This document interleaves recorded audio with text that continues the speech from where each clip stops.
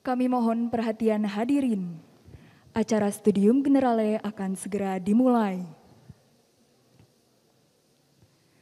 Assalamualaikum warahmatullahi wabarakatuh. Selamat pagi, salam sejahtera bagi kita semua. Pada hari ini, Rabu 29 Maret 2023, kita akan mengikuti Studium Generale bersama Founder and Chairman Celsius Creative Lab, Bapak Elwin Mok, dengan topik Nation Branding Through the Power of Design. Acara hari ini akan diawali dengan menyanyikan lagu kebangsaan Indonesia Raya. Hadirin dimohon berdiri.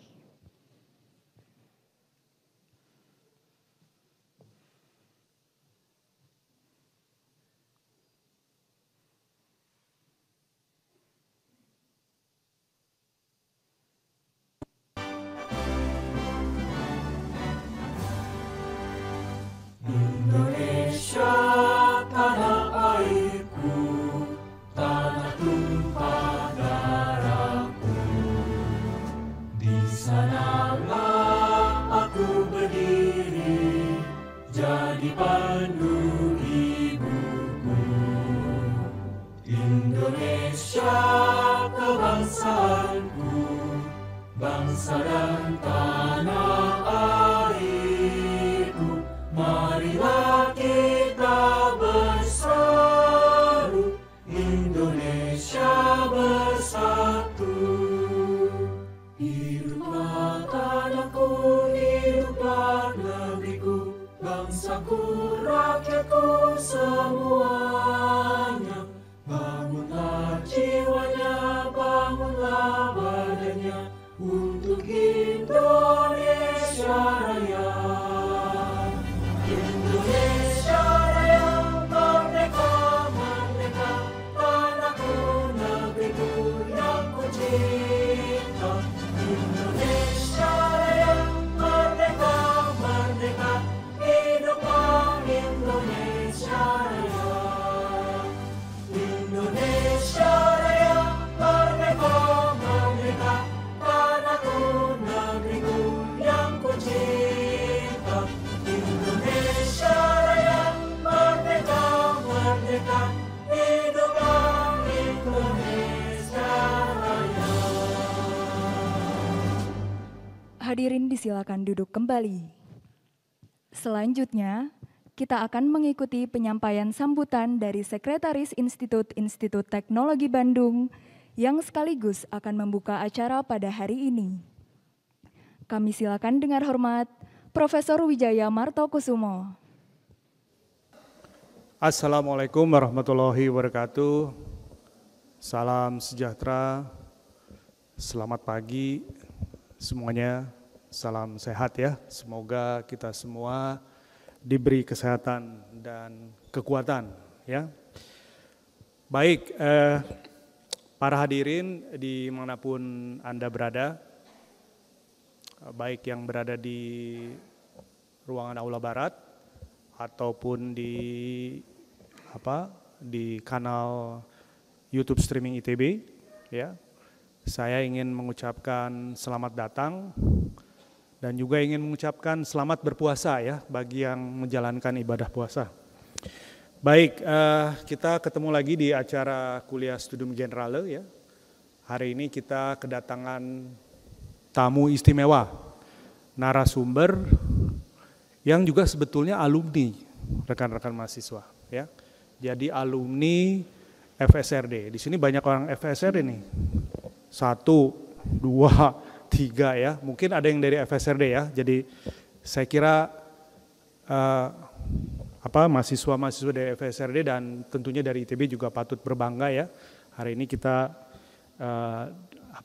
mendapat kesempatan untuk mendengarkan ceramah dari Pak Elwin Mok ya. Jadi pertama-tama saya memperkenalkan diri dulu, Wijaya Martokusumo, nama saya Pak Erwin. Jadi atas nama Rektor ITB mengucapkan selamat datang, selamat bergabung. Tentunya Pak Elwin Mok ini nggak asing lagi dengan Studium Generale ya. Dulu juga zaman kuliah mungkin pernah pernah dengar juga. Cuman sekarang lebih keren nih, sekarang lihat aja tempatnya lebih keren.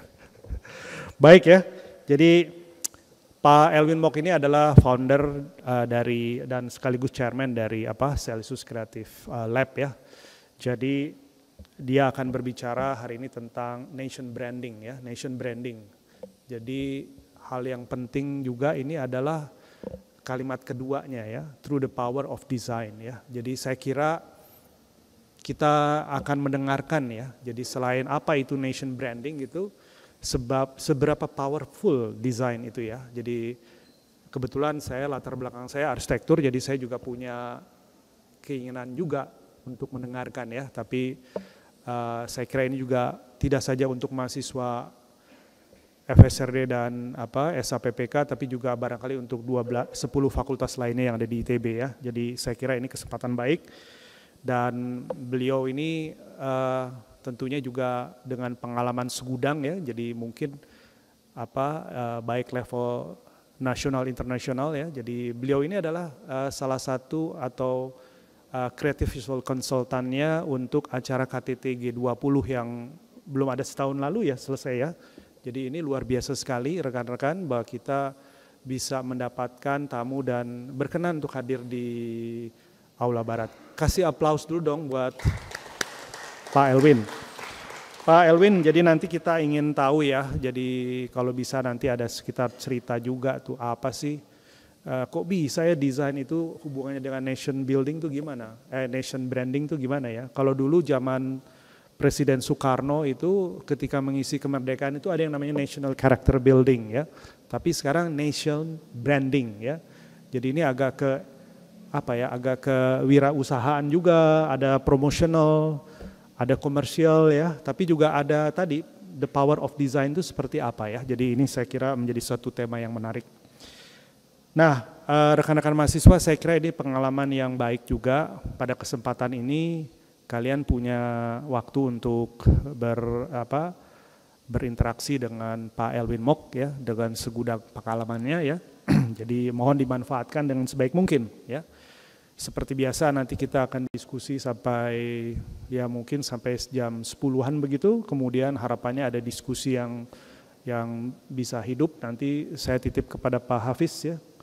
Ya, Pak Hafiz ini, Dr. Hafiz ini dari Fakultas Seni Rupa dan Desain. Beliau ini akan menjadi moderator. Jadi sekaligus saya juga ingin mengucapkan terima kasih atas kesediaan Pak Hafiz untuk membantu. Apalagi sesama alumni kan ya, sesama beda satu angkatan ya tadi katanya. Oke, baik. Saya juga ingin mengucapkan terima kasih. Di sini ada para kolega saya ini. Jadi Ibu Naomi dari Humas, kemudian dari Ditmawa ini ada Pak Pras lengkap ya dengan timnya. Kemudian saya juga ingin mengucapkan terima kasih kepada semua pihak yang membantu pelaksanaan program ini ya. Jadi let's get inspired hari ini, dan dengan ini saya mengucapkan selamat menikmati, dan secara resmi saya buka acara ini. Semoga kita bisa mendapat manfaat yang besar dari pertemuan kali ini. Terima kasih. Wassalamualaikum warahmatullahi wabarakatuh.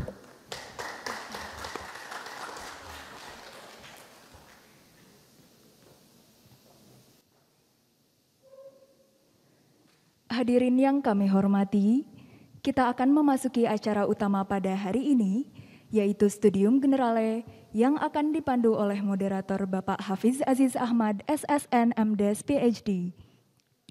Beliau adalah Kasubdit Pengembangan Profesi dan Kewirausahaan Mahasiswa Direktorat Kemahasiswaan ITB dan juga dosen di Fakultas Seni Rupa dan Desain ITB. Saat ini, beliau tergabung ke dalam kelompok keahlian komunikasi visual dan multimedia FSRD ITB. Kepada Bapak Hafiz Aziz Ahmad, SSN, MDes, PhD, kami silakan. Oke, selamat pagi. Assalamualaikum warahmatullahi wabarakatuh. Oke, terima kasih Pak Wijaya sudah membuka kegiatan pagi ini ya, Mas Elwin atau Kang Elwin ya karena kita di Bandung. Ini Kang Elwin ini senior saya, jadi waktu saya kuliah di Prodi DKV ya, saya angkatan 93. Kang Elwin ini angkatan 92, jadi kakak kelas saya ya, dan memang kita waktu itu banyak berinteraksi terutama di organisasi himpunan Prodi ya, Ikatan Pemuda-Pemudi Desain Grafis ITB waktu itu. Terima kasih juga untuk Pak Pras, Bu Naomi, Pak Sony, dan Pak Hendy juga, teman-teman mahasiswa semua. Baik, mungkin sebelum kita mulai saya perkenalkan dulu nih ya, kenapa kemudian Kang Elwin ini kita undang sebagai pembicara pagi ini, karena prestasi Kang Elwin ini sangat luar biasa ya. Jadi salah satu moto beliau adalah tidak pernah berhenti belajar ya. Nanti kita bisa lihat gitu bagaimana dari pendidikan di ITB ya, kemudian punya banyak sekali achievement ya, baik dari sisi profesi, lalu sampai kemudian beliau memegang beberapa posisi penting ya. Baik, jadi Kang Elwin ini masuk ITB 92 ya, lalu setelah lulus kemudian melanjutkan ke satu biro advertising ya. Itu salah satu biro advertising yang sangat terkenal ya di Jakarta, namanya Cabai Rawit. Setelah itu banyak sekali perusahaan-perusahaan yang pernah beliau jalani ya, juga pernah menjadi dosen luar biasa di BINUS ya. Sebelum kemudian juga pernah menjadi chairman dari Citra Pariwara, ini penghargaan nasional untuk kreatif, insan kreatif di dunia periklanan. Ya. Yang menarik ini adalah kemudian beliau tahun 2017 sampai 2012 itu menjadi communication director dari Indonesian Asian Games Organization Committee. Jadi mungkin kalau teman-teman ya melihat acara Asian Games tahun 2018 ya kan begitu luar biasa. Nah, Kang Elwin ini salah satu bagian dari organisernya. Lalu kemudian merintis Celsius Creative Lab ya.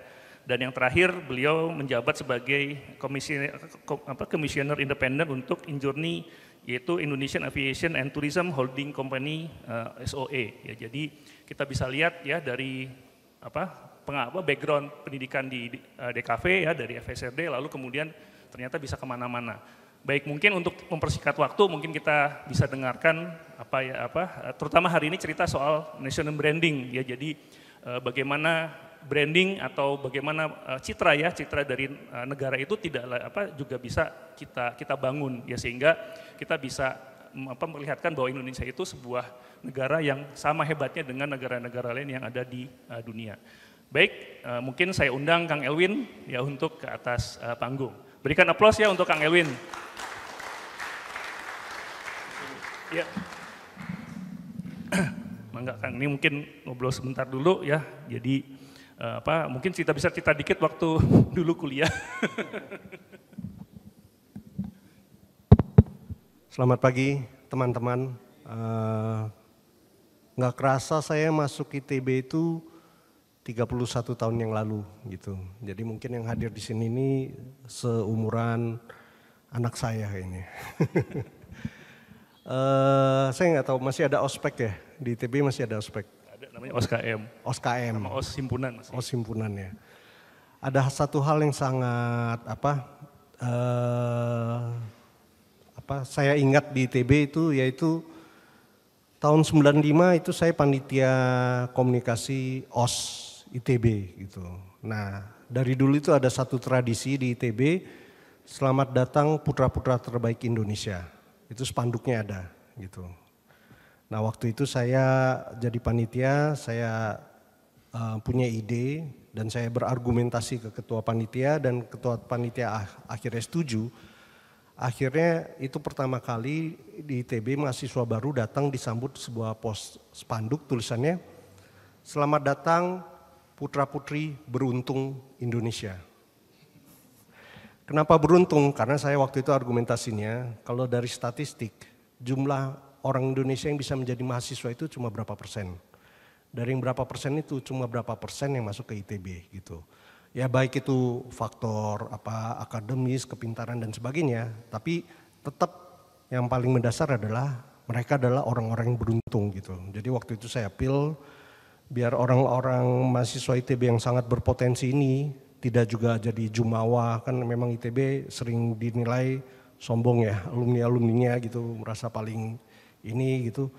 Akhirnya saya propose itu dan disetujui, akhirnya terpasang spanduk itu gitu. Tapi yang lucu, spanduk itu umurnya cuma 1 hari. Jadi besok saya datang kampus, spanduk itu sudah hangus terbakar gitu. Ya memang keras kehidupan di ITB gitu. Ya ini sekedar cerita aja, itu salah satu hal yang berkesan di ITB gitu. Jadi ya selamat pagi putra-putri Beruntung Indonesia. Baik, terima kasih. Oke, Mangga mungkin bisa silakan Mas Elwin mungkin bisa langsung membawakan materi tentang nation branding ya through the power of design. Ya, silakan. Ya, selamat pagi. Sore jadi beda ya. Oh iya, Pak Wijaya, terima kasih. Pak Henry, Pak Pras, Pak Sony, Bu Nomi, Pak Hafiz, yang saya hormati, teman-teman mahasiswa ITB pagi ini. Mungkin saya akan langsung aja membawa materi tentang nation branding through the power of design. Ya sekedar latar belakang tadi Pak Hafiz sudah menceritakan, ya saya dari ITB Angkatan 92, saya dirikan perusahaan Celsius itu tahun 2006, jadi udah lumayan tua lah company-nya. Terus saya juga chairman dari Persatuan Perusahaan Periklanan Indonesia, chapter Jakarta. Saya komisaris juga di Injourney. Jadi Injourney ini tadinya klien saya. Injourney itu adalah sebuah holding BUMN yang mengurusi aviasi dan pariwisata. Jadi di bawahnya itu adalah AP1, AP2, Sarina, TWC, ITDC gitu. Jadi memang mengelola aviasi dan pariwisata, termasuk kemarin terakhir adalah F1H2O yang di Danau Toba gitu. Kemudian juga tahun 2018 saya mendapat kesempatan untuk menjadi Communication Director dari Asian Games. Nah, saya sebelum masuk ke materi, saya mau memperkenalkan sedikit tentang Celsius. Jadi apa yang kami lakukan di Celsius.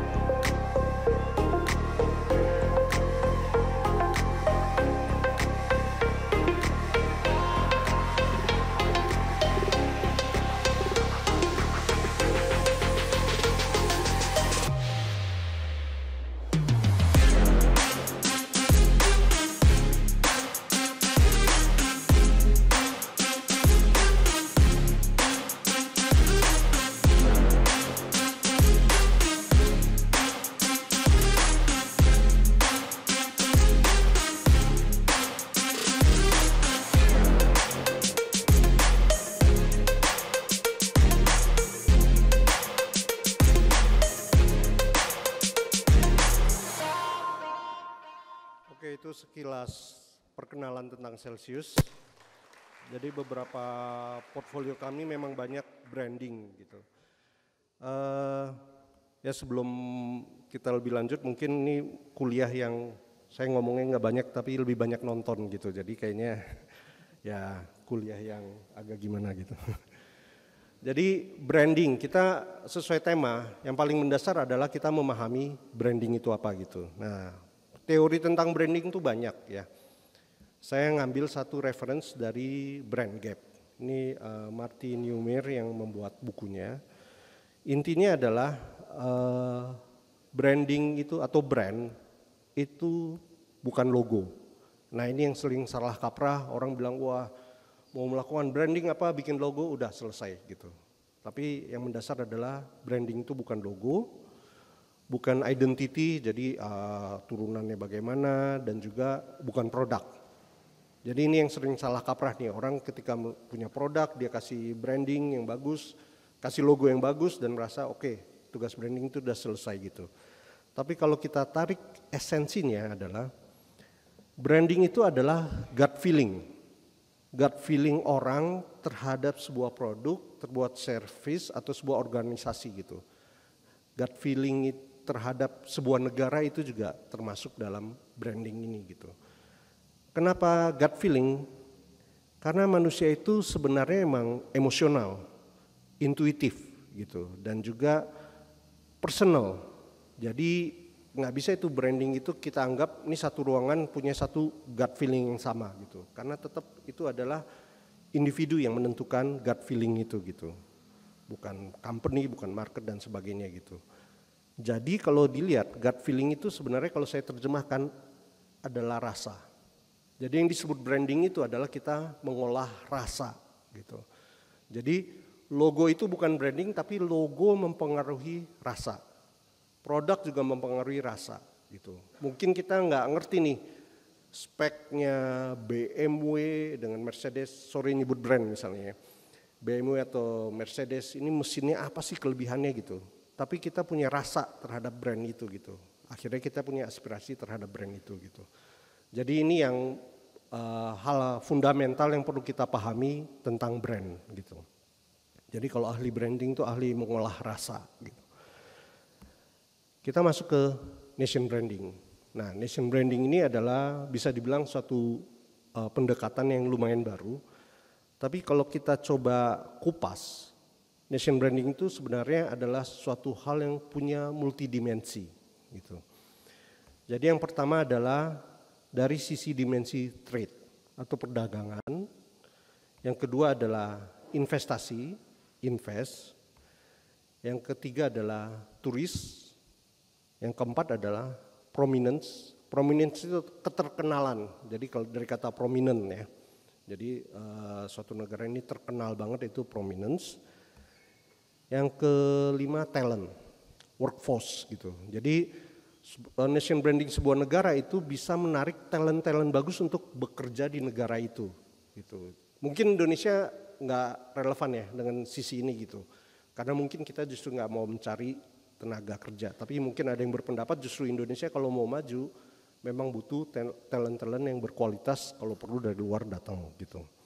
Nah masing-masing dimensi ini punya target audiens yang beda-beda. Kalau trade itu targetnya adalah companies, invest itu targetnya investor, turis targetnya turis, prominence itu targetnya general public. Jadi semua orang gitu. Itu adalah target dari prominence. Talent itu targetnya workforce. Jadi mereka adalah orang-orang yang ditargetkan oleh sebuah negara untuk bisa menarik mereka gitu. Dan dari ini apa yang dijual? Kalau kita lihat trade yang dijual adalah uniqueness, keunikan dari sebuah komoditas dan sebagainya itu yang menarik orang untuk trade dan bertransaksi dengan sebuah negara. Investor adalah advantage. Oh kalau invest di negara ini dapat tax incentive lah atau kemungkinan marketnya besar dan sebagainya gitu. Jadi advantage dari investor untuk berinvestasi di sebuah negara. Turis yang dicari experience. Jadi experience apa yang didapatkan di negara ini gitu. Mungkin kalau zaman sekarang itu yang instagramable gitu. Itu salah satu aspek dari experience yang dicari. Prominence itu yang diangkat adalah admiration. Jadi ya kalau kita ngelihat sebuah negara melakukan apa yang sangat keren sekali, kita admire dengan negara itu. Mungkin yang paling kelihatan sekarang mungkin Korea ya, K-pop-nya dan sebagainya itu admiration yang didapatkan oleh negara itu gitu. Dan yang terakhir lifestyle. Jadi lifestyle dari sebuah negara dia bisa kerjanya, jaminan sosialnya bagus, gajinya besar dan sebagainya itu yang menjadi attraction point dari dimensi talent atau workforce ini gitu. Nah dari dua ini kalau kita lihat yang sisi atas itu yang bersifat transaksional yang bawah non transaksional gitu. Nah inilah sebenarnya yang menjadi nation branding konsep gitu. Jadi yang pasti bukan logo doang nih gitu. Tapi yang pasti juga kita harus membungkus semua ini yang paling efektif memang mengolah rasa atau persepsi orang terhadap sebuah negara gitu. Nah, terus terang memang kita belum punya satu blueprint tentang nation branding, tapi saya akan sharing beberapa pengalaman kebetulan yang terlibat di beberapa event yang in a way kita bisa berkontribusi terhadap konsep besar nation branding ini gitu. Jadi case tadi yang saya share hari ini adalah pertama Asian Games, Dubai Expo dan G20 Summit gitu. Masuk ke Asian Games, saya mau nanya dulu, di sini ada yang hadir nggak di Asian Games? Nggak ada ya, belum lahir ya? Waduh, nggak ada yang datang. Sangat disayangkan karena menurut saya pribadi waktu saya bergabung di Asian Games ini adalah momen-momen yang jarang-jarang kita bangga jadi orang Indonesia gitu. Jadi waktu di Asian Games itu auranya berbeda banget, ramai banget di area festival. Kita jalan ya, ramai banget kita jalan. Kalau ada yang teriak, siapa kita? Itu semua jawab Indonesia, Indonesia gitu. Itu organik tanpa dirancang gitu. Jadi itu adalah momen-momen yang kita merasa bangga jadi orang Indonesia gitu. Nah, perjalanan panjang branding Asian Games dimulai dari ini. Jadi tahun 2015, terus terang sampai hari ini saya nggak tahu siapa yang bikin dan sebagainya. Logo ini muncul gitu. Dan kemudian langsung netizen yang maha benar melakukan tugasnya. Sangat ramai sekali, akhirnya terima kasih ke Pak Triawan Munaf, Kepala Bekraf waktu itu. Beliau berinisiasi untuk melakukan perubahan. Kemudian Pak Triawan juga berkomunikasi dengan Kementerian Kemenpora. Akhirnya dibentuk sebuah tim panelis untuk merubah logo Asian Games. Nah, ini adalah tim panelisnya, saya termasuk di situ. Termasuk Pak Riki Pesik, temannya Pak Wijaya, ITB 86. Pak Riki Pesik waktu itu adalah Wakil Kepala Badan Ekonomi Kreatif. Jadi ada saya, ada Mbak Nilam, ada Jinia, dan Henry Manampiring. Henry Manampiring ini penulis buku Filosofi Teras, kalau pada tahu. Nah, dia juga sebenarnya adalah orang iklan gitu, strategic planner iklan gitu. Jadi step yang kita lakukan adalah kita pertama menentukan kriteria perusahaan yang bisa terlibat dalam sayembara ini gitu. Setelah masuk kriteria-kriterianya, akhirnya terpilih 11 perusahaan yang akan berkompetisi untuk membuat logo baru Asian Games gitu. Saya akan share karya dari 11 company ini yang mungkin teman-teman belum pernah lihat sebelumnya gitu. Jadi ini adalah alternatif logo Asian Games 2018. Yang pertama ini. Yang kedua, yang ketiga, jadi ini logo dan maskotnya ya. Keempat, kelima, keenam, ketujuh, kedelapan, kesembilan, 10, 11. Jadi ini adalah 11 alternatif logo Asian Games.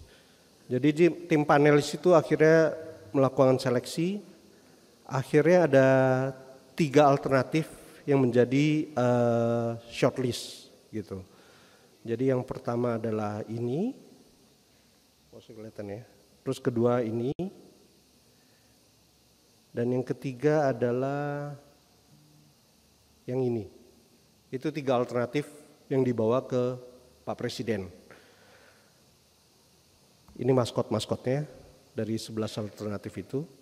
Dan kemudian Pak Presiden memilih logo ini. Ini ada karya dari Jefferson Edry, Fit Studio gitu. Jadi ini juga unsung hero yang mungkin banyak orang yang nggak tahu gitu. Orang-orang di belakang layar. Beliau adalah kreator dari logo Asian Games dan maskot yang sangat kita cintai itu, Bin Bin, Atung, dan Kakak. Jadi Bhinneka Tunggal Ika, jadi namanya jadi Bin Bin, Atung, dan Kakak. Gitu. Nah itu tahun 2016. Kemudian habis itu saya tidak terlibat lagi dalam soal Asian Games gitu.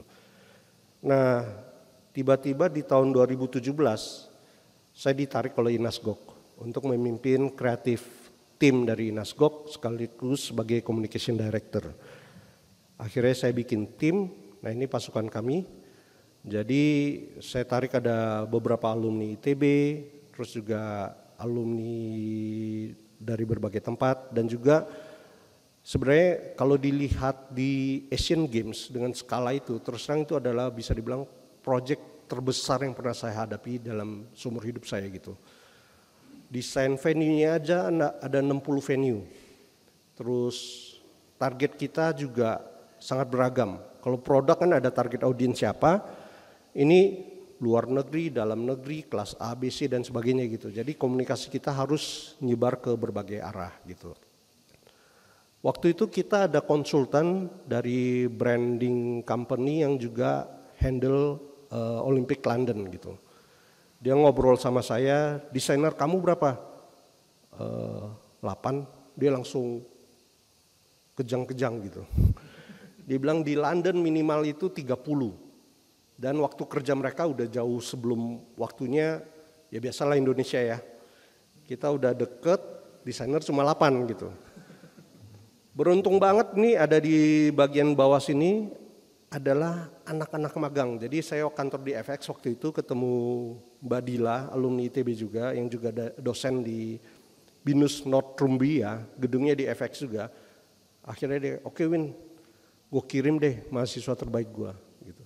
Jadi akhirnya ada 6 mahasiswa BINUS Northumbria yang masuk ke tim kita gitu, jadi volunteer. Jadi mereka yang akhirnya membantu kami gitu. Ya tetap sih belasan dibanding sama London gitu ya. Tapi ternyata memang akhirnya kita bisa deliver itu gitu. Jadi ini membuktikan memang ya begitulah Indonesia ya. Bule mungkin udah tegang gitu dengan kondisi yang ada gitu. Nah, saya akan share beberapa kerjaan kami di komunikasi Asian Games. Nggak semuanya, kalau nggak ntar bisa sampai sore nih kita.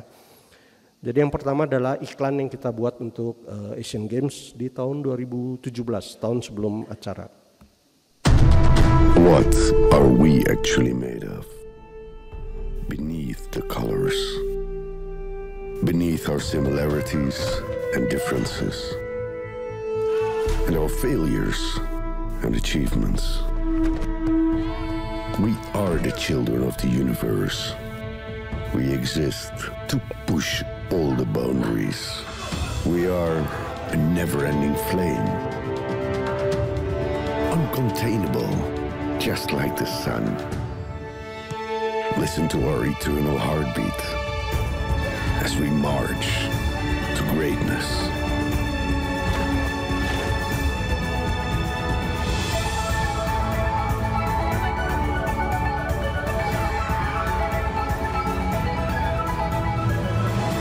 We are the energy. Asian Games 2018. Energy of Asia. Jadi kalau kisah di balik layarnya ini salah satu pelajaran kita terima adalah kalau kita lihat iklannya kayaknya oke, berjalan, ada bendera di pipi, bendera digerakin dan sebagainya gitu. Tapi ternyata ada hal-hal sensitif yang kadang kita tidak sadari gitu. Kayak bendera Korea itu atas bawahnya beda gitu kan. Akhirnya ada beberapa yang harus kita revisi frame by frame, yang di pipinya orang lagi gerak-gerak itu harus kita ubah gitu. Jadi setiap ada pekerjaan desain di Asian Games yang udah ada bendera itu kita udah langsung tegang gitu, karena kita langsung cek satu-satu gitu. Termasuk ada aturan-aturan bendera apa itu tidak boleh dekat bendera apa gitu. Jadi ada protokol-protokol tertentu di Asian Games sesuai dengan aturan dari OCA, itu yang harus kita ikuti gitu. Terus ini adalah beberapa desain-desain yang kita bikin. Jadi memang branding Asian Games itu sangat colorful, dan ini kita bikin di monorail, di tiang monorail depan Plaza Senayan, dan lumayan banyak umbul-umbul yang digunakan. Ini ilustrasinya adalah alumni ITB SR juga, Alti, angkatan berapa ya, saya lupa 95 apa 2001 ya. 2001 kebetulan memang adalah ilustrator di Marvel juga gitu. Jadi itu tim kita, akhirnya dia masuk dan dia membantu kita untuk melakukan ilustrasi gitu. Terus ada beberapa iklan yang kita buat dan mendapatkan respon positif.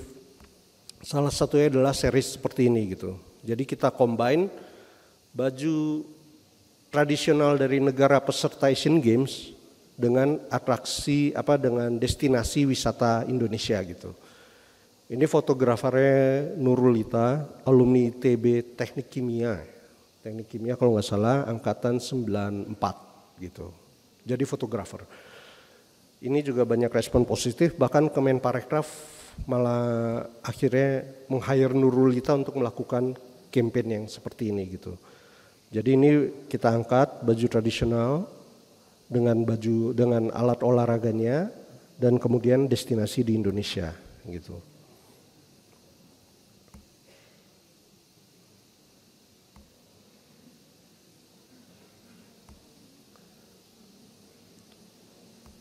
Nah, kemudian kita juga bikin iklan-iklan yang menghidupkan karakter maskot kita gitu. Nah, ini ada cerita lucu juga. Jadi pertama saya masuk, kemudian ada yang nelpon, Win, gue menang pitch sebagai provider untuk Asian Games nih. Jadi ada production house yang sudah menang untuk Asian Games ini, tapi dia nggak tahu mau bikin apa gitu. Terus saya kaget lah. Nggak punya ide apa kok bisa menang gitu. Ya udah akhirnya saya berpikir gimana caranya. Saya tanya, ya udah bisa nggak bikin animasi seperti Pocoyo gitu. Mereka bilang bisa. Ya udah akhirnya saya dan tim godok ceritanya. Kita mau menghidupkan karakter-karakter dari maskot kita dalam anekdot-anekdot yang bisa menghibur gitu. Saya akan show beberapa.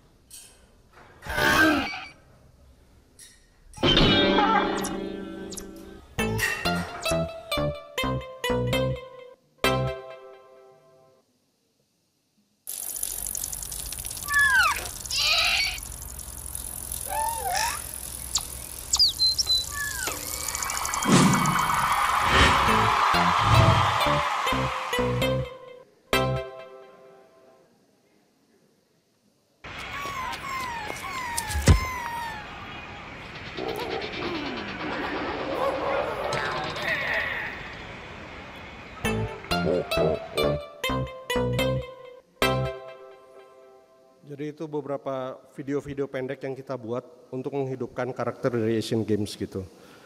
Nah, salah satu ini karena multidimensi ya. Kita bukan hanya komunikasi iklan yang serius dan sebagainya. Kita juga bikin musik.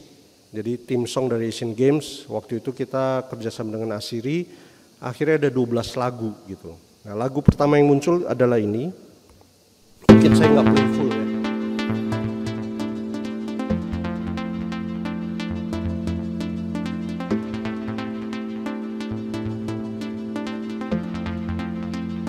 Bukalah matamu, kuatkan hatimu, berikan energi di dalam semangatmu. Tegaklah berdiri, terbanglah kau tinggi. Inilah saatnya namamu bergema. Maknai kekalahan sebagai kemenangan yang tertunda. Jangan pernah berputus asa, jadi yang terbaik. Show the world you're as bright as the sun. We deserve to be the one and fight your fears. Come on, don't waste your time.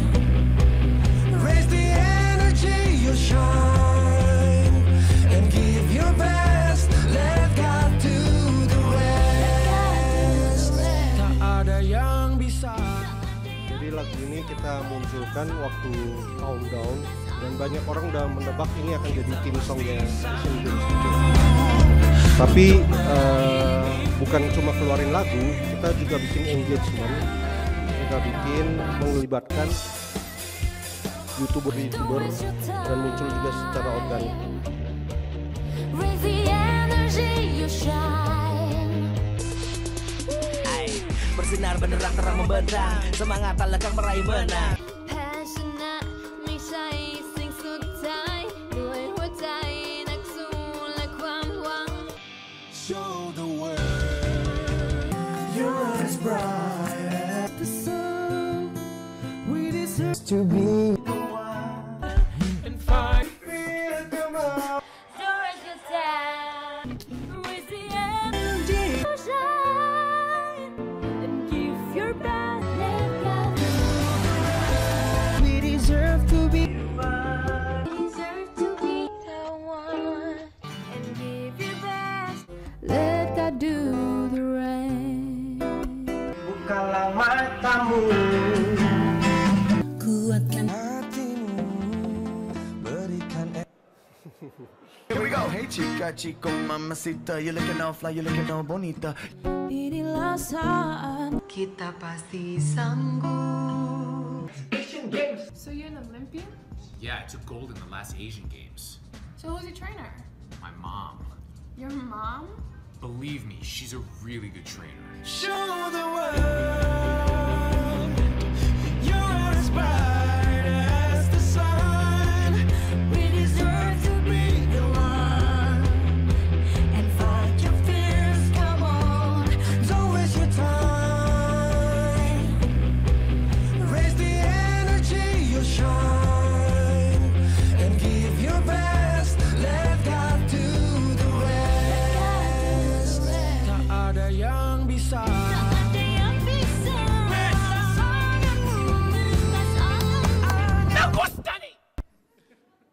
Jadi memang karena sifatnya internasional, akhirnya kita juga engage dengan KOL-KOL di luar negeri gitu, termasuk yang Indonesia juga gitu. Kemudian sesudah lagu itu kita bikin Kita kuat karena bersatu. Kita bersatu karena kuat. Persahabatan kita dalam persatuan. Persatuan kita dalam persahabatan. Kasih sayang dasar persahabatan. Kasih sayang kasih agung Tuhan. Dunia di alam perdamaian. Semesta dalam kebahagiaan. Jadi ini lagu diciptakan oleh Pak Guru Soekarno Putra. All we need together as one. For a better future. All we need united as one. For a better world. All we need together as one. For a better future. You can be the fire that lights up the world. With your energy, stronger together.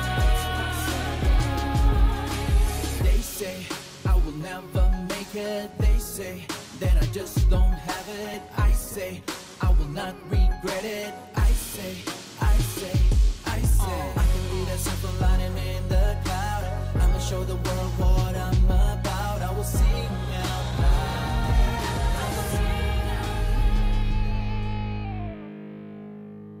Follow my moves.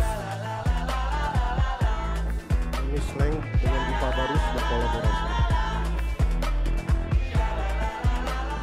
Love is in the air. Peace is everywhere. We don't need no politician, no. We just go out and dance. We don't need no politician. We just go out and dance. Kemudian official theme song kita munculkan. Mungkin udah tahu ya, tahu nggak lagunya? Meraih Bintang. Ini last minute akhirnya dari 13 lagu dari berbagai artis, akhirnya Pak Erick Thohir sebagai Ketua Inaskop yang memilih Meraih Bintang menjadi theme song dari Asian Games. Nah saya akan share, mungkin kita nggak usah full ya karena udah hafal ya. Ya dikit dulu biar Yakin ingat. aku kan menang. Hari ini kan dikenang. Semua doaku panjatkan. Yang menarik juga akhirnya Sejarahku persembahkan. kita engage dengan artis internasional. Jadi ini versi Thailand, 只是为了自 versi 己 Mandarin.，为了大家一起努力，跟我一起跨过大海，走向最阳光的未来。Now they can ini versi apa?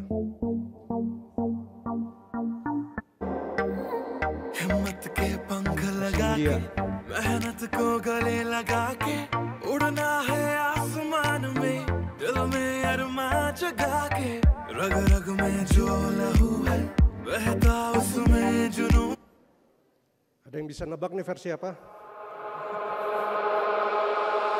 매 순간순간마다 흠뻑 젖은 땀방울들 나를 잊게 한 이유들 너에게 꼭 보여줄게 나를 이기는 하루하루 지난 기억들 그날 위해 내 모든 기도와 눈물 새로운 날 만들 거야 이 목표는 내가 향하는 그 빛을 향해서 달려가 어제보다 나도 느린 Ini versi Thailand.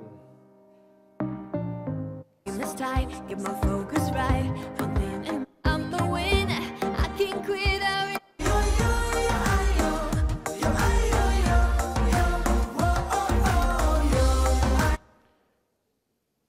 Versi Jepang. 限界を超えろ一点突破さあ今この時この一瞬この瞬間追い続けろ Ini versi yang paling rame view-nya.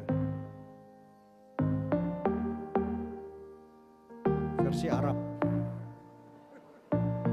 كل لحظة وكل ثانية كل تعبي هون عليا كل صبري مر بيا هي دي الفرصة هي أكتر من مجد Akhirnya وأكتر OCA وأنا karena عندي أمل saking tertariknya وبقدر dengan ini beberapa هي دي dari penyanyi الفرصة ini diundang هي ke كل opening ده ceremony من Asian Games. تعب ايديا الوقت ده غير السما ده وانا ده حلمنا الوقت ده الحلم حار والدنيا شهدة. Selain lagu, kita juga bikin kegiatan-kegiatan yang bisa engage ke anak-anak muda. Tapi sebelumnya saya mau nanya, di sini pada tahu SKJ nggak? Oh masih tahu ya? Saya kira angkatan saya yang tahu. Senama kesegaran jasmani gitu. Jadi dulu ada. Nah akhirnya kita karena temanya memasyarakatkan olahraga, mengolahragakan masyarakat dan memasyarakatkan olahraga. Ini relate dengan Asian Games. Akhirnya kita bikin versi baru dari SKJ. وهي دي الفرصة دي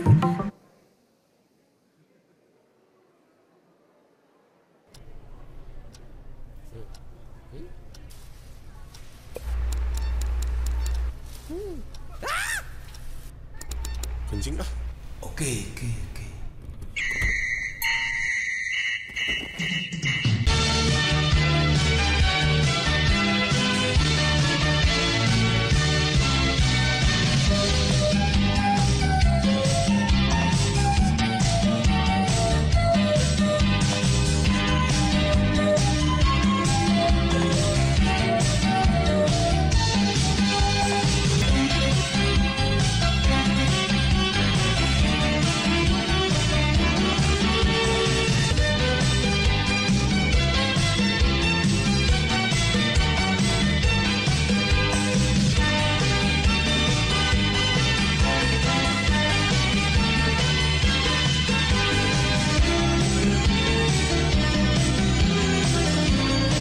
Jadi ini kemudian kita mengundang orang untuk bikin video versi mereka. Banyak sekali yang masuk dari anak-anak SD, anak sekolah dan sebagainya gitu. Nah salah satu yang paling menarik adalah ini.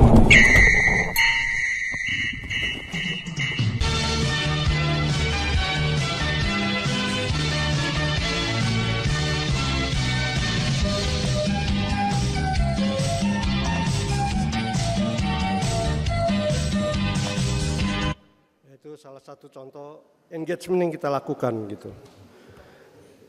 Oke, kembali ke desainnya. Desain salah satu yang kita pelajari juga di Asian Games itu ternyata torch relay itu brandingnya beda sendiri. Di Olimpik juga gitu, torch relay. Jadi akhirnya kita bikin sendiri sebuah branding dari torch relay.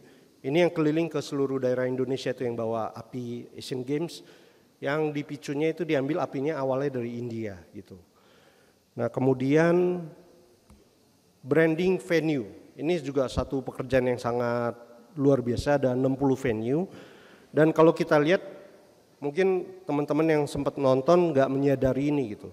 Tapi logo Asian Games itu kan warna-warni ya. Jadi ini common area, branding yang kita pakai adalah seperti ini gitu. Tapi kemudian kita membagi dalam 4 klaster warna sesuai dengan 4 pembagian cabur. Jadi itu input dari konsultan kita yang dari Olimpik, bahwa supaya nggak membosankan gitu. Ini adalah water sport. Jadi water sport itu kita pakai warna biru semua. Ini contohnya. Jadi di venue pertandingan ini kita branding biru semua. Dan ada satu sistem yang dipakai adalah ini dalam tempat pertandingan, keluar dari tempat pertandingan birunya udah campur dengan warna lain. Jadi kalau dalam biru semua, keluar mulai campur warna lain, ketika semakin keluar ke area umum itu kembali lagi ke warna-warni gitu. Jadi itu satu sistem yang kita bikin, mungkin yang sesama desainer aja sih gitu. Tapi sebenarnya walaupun nggak disadari itu mengantar feel dari orang gitu. Jadi yang kebayangkan kalau warna-warni seluruh venue Asian Games itu warnanya sama warna-warni, itu akan nggak terasa bedanya gitu. Jadi untuk martial arts kita gunakan warna merah, sama juga. Untuk indoor sport kita gunakan warna ungu.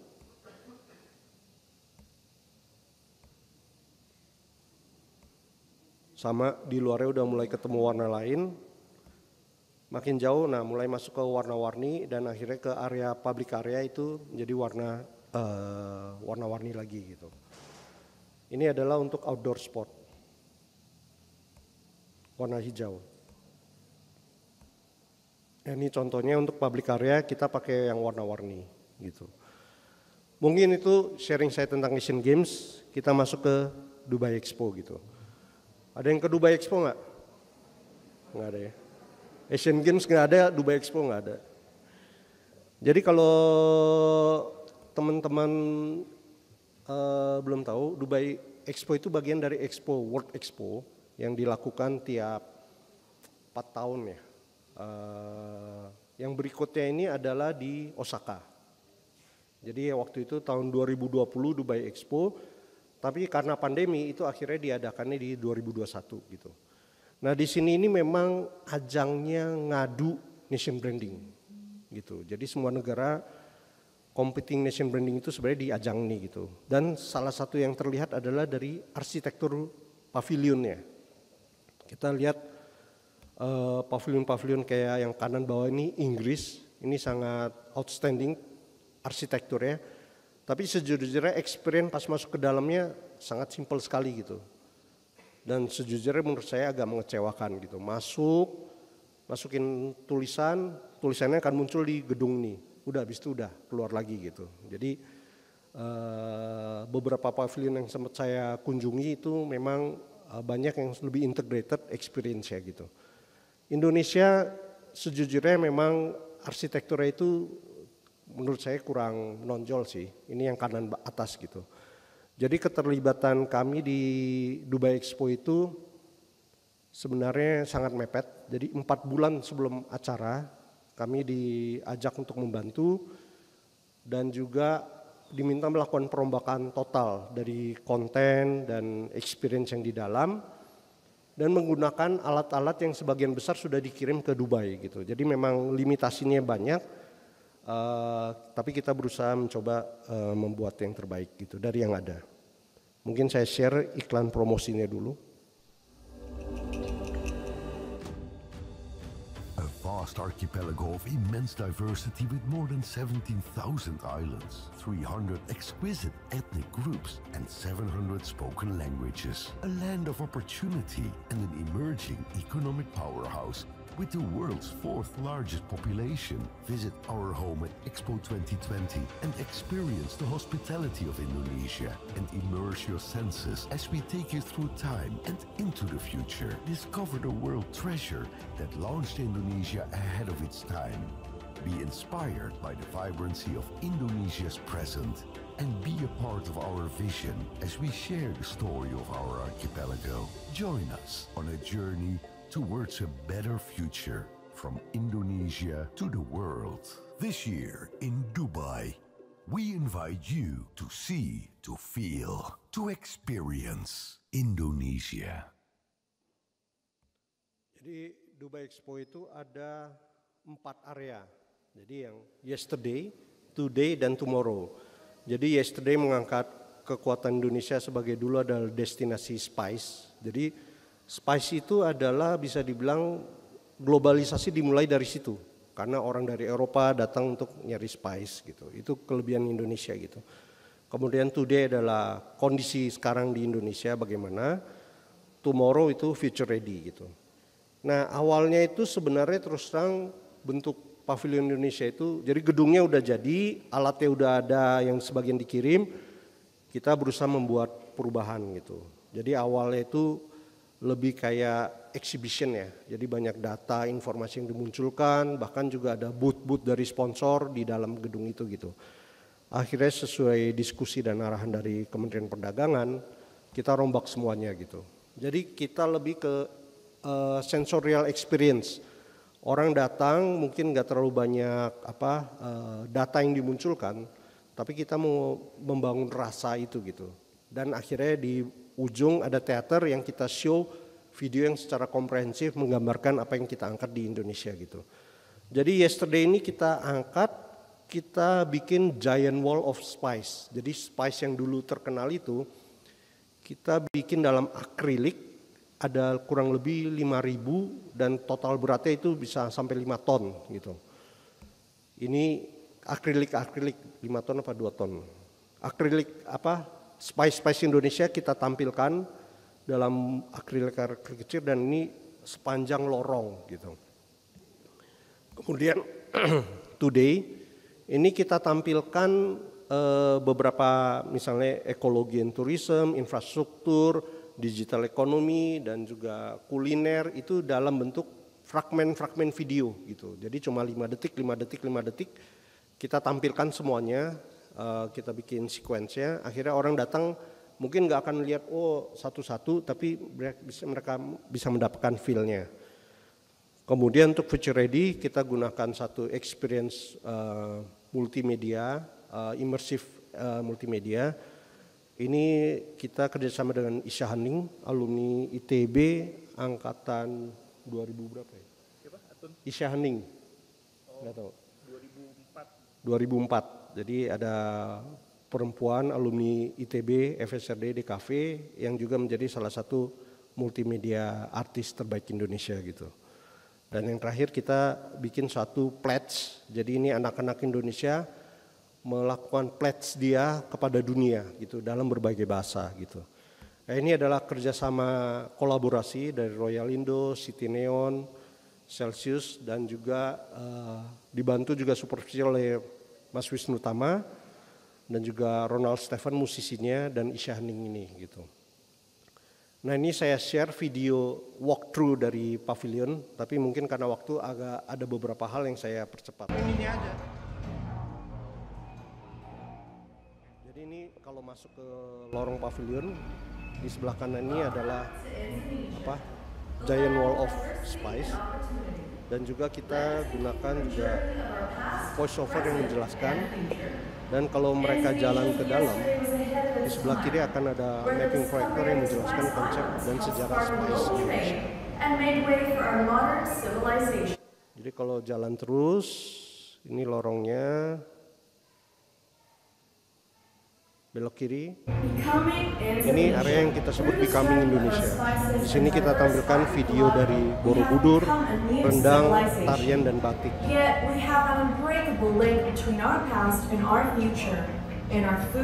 Kemudian sesudah kesini dia jalan, ini masuk ke area today.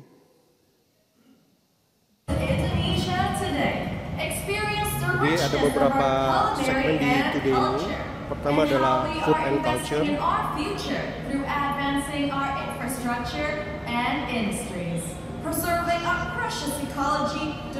Jadi ini food and culture, kemudian masuk ke infrastruktur dan industri. Jadi di sini segmen-segmen dari industri di Indonesia dan infrastruktur kita tampilkan di sini. Dan Dan ini adalah musik dari Ronald Stephen yang dibikin, dijahit dari yesterday, today sampai tomorrow itu dalam satu musik yang tapi tiap area berbeda. Jadi kayak ke Istana Boneka ya. Musiknya sama terus, berganti gaya gitu.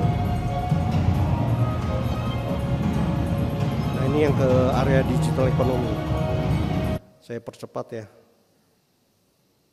Kemudian ini masuk ke, ini ada menjelaskan keakraban Indonesia dengan Uni Emirat Arab. Dan kemudian masuk ke area, nah ini adalah multimedia, immersive multimedia. Jadi kita angkat pertama tentang mangrove Indonesia.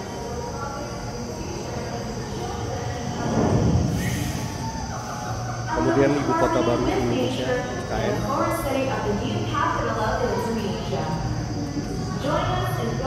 Nah, kemudian kita masukkan juga multimedia desain dari Isyaning. Jadi dia mengangkat dari corak ragam Indonesia dan juga Puspa Indonesia.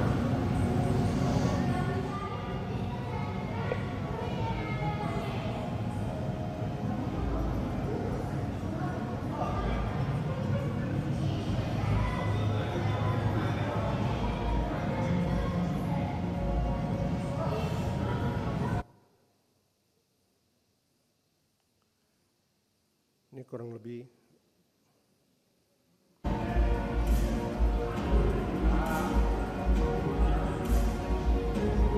Dan terakhir kita tampilkan bahwa proyeksi Indonesia menjadi terbesar, nomor 5 ekonominya di dunia. Terus di bagian akhir sesudah dari sini kita tampilkan pledge dari anak-anak Indonesia dalam 13 bahasa. Untuk melindungi masa depan planet kita sama-sama. I promise to protect the future of our planet together. 我争我将共同保护我们星球的未来。 Promet de protéger l'avenir de notre planète ensemble. Я обещаю вместе защищать будущее нашей планеты. Jadi kurang lebih itu ada 13 bahasa dari anak-anak Indonesia gitu. Nah, sesudah dari sini pengunjung masuk ke dalam teater. Nah disinilah baru kita jelaskan lebih lengkap tentang Indonesianya gitu. Nah approach yang kita gunakan juga karena masa kini ya. Jadi dibikin pembawa acaranya seakan-akan kayak vlogger gitu.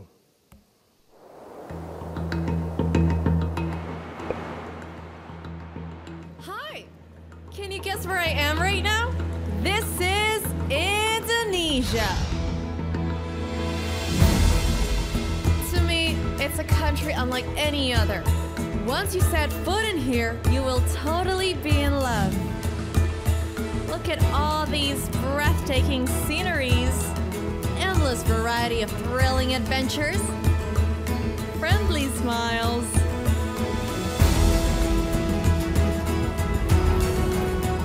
Mouth-watering local delicacies, exquisite handcrafted pieces of art, and those are only a tiny glimpse of an unparalleled voyage.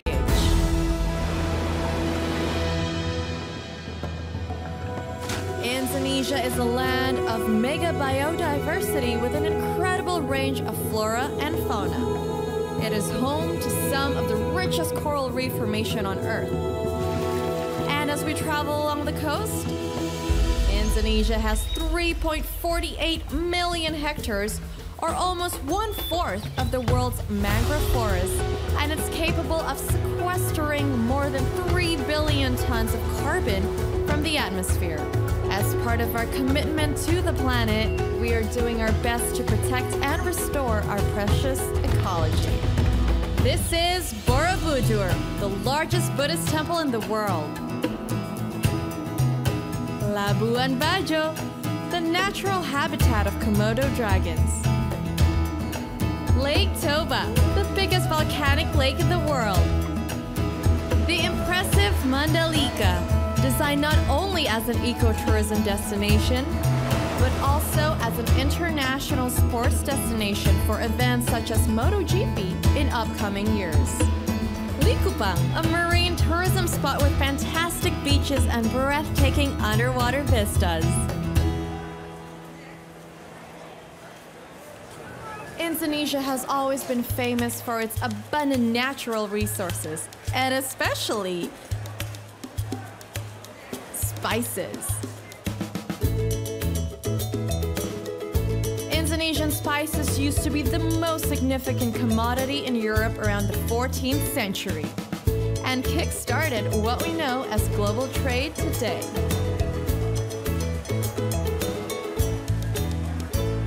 As the largest archipelagic country with diverse cultures, Indonesia's spirit of tolerance is embraced through a sense of belonging. Our diverse 270 million strong population also means unlimited opportunities and yes, many more golden talents to come. Do you know that more than 190 million Indonesians are active internet users?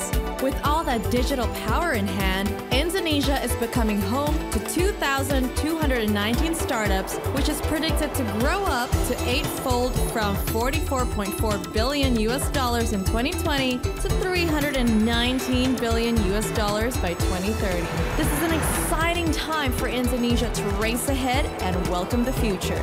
You may have also heard on the news, Indonesia is predicted to shake up the world by being the 5th biggest economy on its 100th anniversary.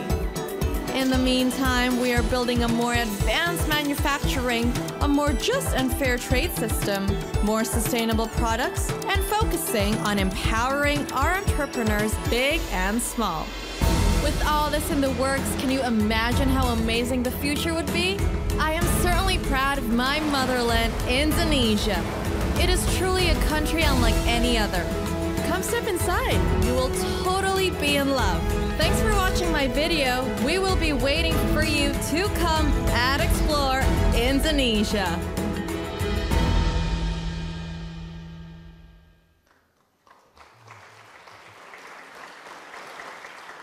Jadi video itu yang kita coba merangkum tuh nation branding yang berbagai dimensi itu dalam satu video yang bisa mengangkat kekaguman orang terhadap Indonesia gitu.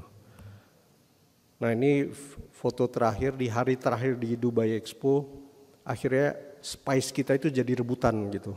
Jadi mereka sampai manjat-manjat untuk nyopotin dan akhirnya dikasih tas. Ini adalah salah satu souvenir dari Pavilion Indonesia gitu. Ini lumayan heboh pas di penutupan gitu. Oke, kita masuk yang terakhir, G20. Ada yang datang G20? G21 kalau ada yang datang satu. Ada yang nonton nggak G20? Nggak ada juga. Oke, kalau kalian lihat logo G20, ini karya dari Mas Seto. Mas Seto alumni Trisakti, jadi satu kolektif. Jadi memang kudos to Mas Seto. Ini branding G20 itu masif sekali, ada di mana-mana. Dan keterlibatan kami di G20 ini, ketemu lagi dengan Mas Wisnu Tama. Dia sebagai ketua tim asistensi, jadi semua kerjaan kreatif disupervisi oleh Mas Wisnu Tama. Dengan Pakto Convex dan juga dengan Biru. Biru ini Ruby Rusli, arsitek, alumni Unpar. Kami memang kerjasama dengan intens gitu. Nah kalau ada yang pernah ke Apurva? Dari tadi saya ngabsen terus gagal.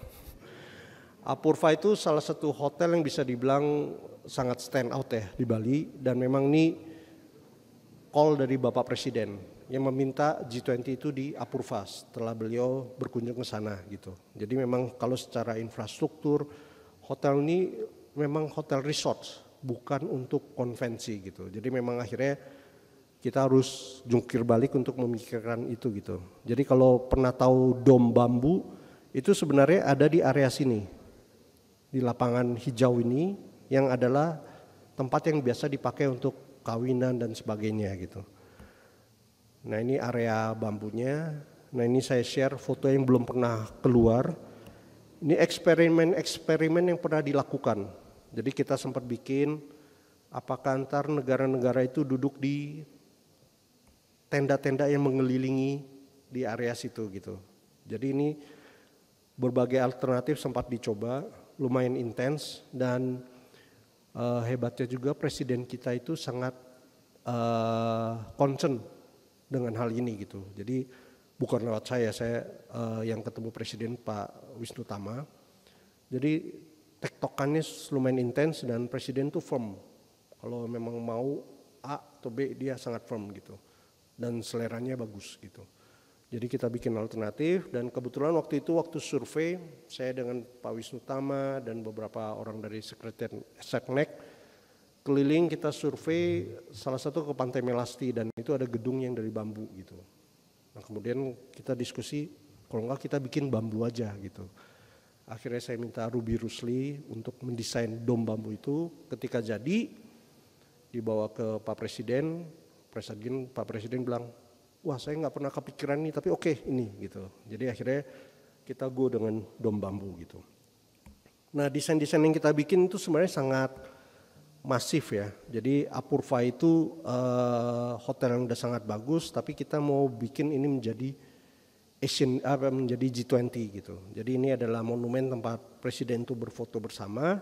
Ini 3 api yang menggambarkan 3 pilar dari G20 gitu ya. Arsitektur kesehatan, transformasi digital, dan transisi energi gitu. Tiga topik pilar utama dari G20. Kemudian kita juga bikin modul desain karena banyak banget materi yang digunakan di ruang-ruangan bilateral dan sebagainya. Akhirnya kita bikin moduler yang bisa digeser-geser gitu. Karpet juga kita desain khusus pakai glip dari desainnya Mas Seto. Nah ini adalah ruang konferensinya gitu. Ini dibikin dari peta dunia, tapi ada peta-peta yang dinaikkan itu adalah negara G20. Ini adalah alternatif yang tidak jadi. Alternatif yang tidak jadi. Juga perjalanan ke sana dan juga kita bikin satu area holding room yang mungkin kalau lihat di TV ini nggak pernah muncul karena akhirnya tidak dipakai. Jadi kita udah bikin dan waktu 3 minggu dari tadinya pasir kita bikin bangunan yang kayak udah jadi beneran karena masalah waktu. Jadi waktu itu ada presiden yang agak telat datang dan di konferensi juga karena ada yang Ukraina juga ngomongnya lama, infonya seperti itu akhirnya tertunda. Akhirnya para leaders tidak ke ruangan ini gitu. Padahal ini udah dibikin, udah rapi, dalam 3 minggu berdiri suatu gedung yang seakan-akan gedung permanen gitu. Nah ini adalah dom bambu yang kita buat. Ini memang filosofinya dari gunungan, jadi bentuk ini adalah gunungan dan juga di atasnya itu ada bunga lotus. Ini all dari bambu, jadi nggak ada konstruksi besinya, jadi purely bambu. Memang di desain awal itu tidak ada tiang penyangga gitu, tapi akhirnya karena untuk safety dan kita lihat di lapangan, akhirnya kita gunakan tiang penyangga gitu. Oke, saya langsung ke video yang menjelaskan konsep. Waktu itu adalah memang dijelaskan diliput dari Seknek. Ini diambil semalam sebelum acara. Untuk desain sebenarnya pendekatan kita ada 3 poin gitu. Poin yang pertama adalah kita mau meneruskan konsistensi branding dari G20. Poin kedua adalah kita mengangkat suatu konsep yaitu dunia ini semakin sintetik. Ada metaverse, artificial intelligence, machine learning dan sebagainya gitu. Nah kita ngelihat di kesempatan ini kita mau mengangkat sesuatu yang beda yaitu nilai otentik gitu. Jadi ketika dunia semakin sintetik, kita mau menunjukkan Indonesia mempunyai nilai yang otentik gitu. Branding kita combine dengan elemen rotan dan kayu gitu. Jadi juga itu blend dengan venue yang tempat diadakannya acara ini gitu. Poin yang ketiga adalah ini acara kan dilakukan di Apurva, sebuah venue yang sangat bagus sekali. Tapi kita juga mau memberikan ada ikon visual yang unik gitu.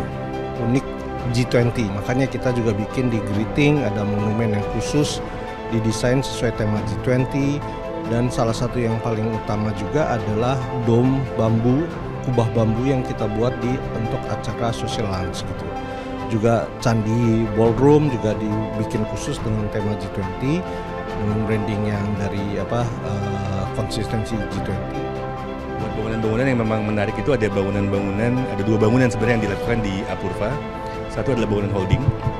Itu Oke, karena waktu mungkin kalau mau nonton tadi YouTube-nya Kemenseknek itu tadi adalah Ruby Rusli, arsiteknya dari Dom Bambu gitu.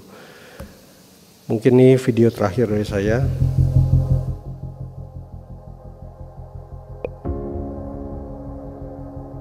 Depression during the pandemic. We're in the midst of a pandemic. Meantime, heavy fighting.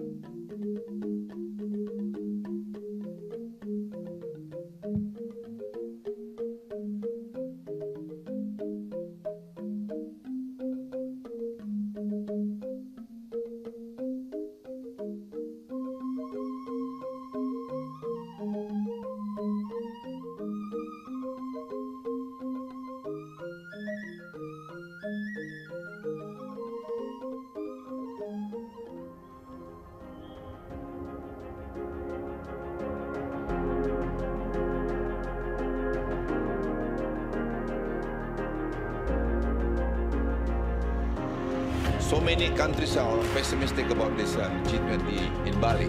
With the leadership of President Joko Widodo and how do we manage everything, everybody finally agreed. The Indonesians are really good at doing is creating the right atmosphere for positive outcome.